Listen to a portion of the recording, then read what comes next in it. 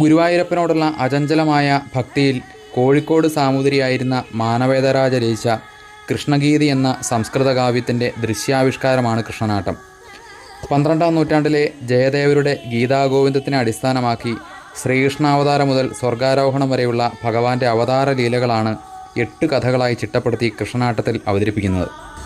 ഭഗവാന്റെ അവതാരകഥകൾ ആടുന്ന ആ വേദിയിൽ കൃഷ്ണനാട്ടം ആസ്വദിച്ചുകൊണ്ട് കാണികളിലൊരാളായി ഭഗവാനും ഉണ്ടാവുമത്രേ.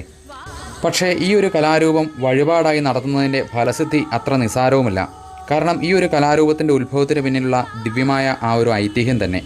പണ്ഡിതശ്രേഷ്ഠന്മാരും ഭക്തരുമായ വില്ലുമംഗലം സ്വാമിയാരും മേൽപ്പത്തൂർ നാരായണ ഭട്ടതിരിയുമൊക്കെ മാനവേദരാജായുടെ സമകാലികരായിരുന്നു. AD 1585 മുതൽ 1658 വരെയായിരുന്നു മാനവേദരാജായുടെ ജീവിതകാലം. ഭഗവാന്റെ പ്രത്യക്ഷ ദർശനമാണ് ഈ കാവ്യരചനയ്ക്ക് കാരണമായി തീർന്നതത്രേ. ആ കഥ ഇങ്ങനെയാണ്. വില്ലുമംഗലം സ്വാമി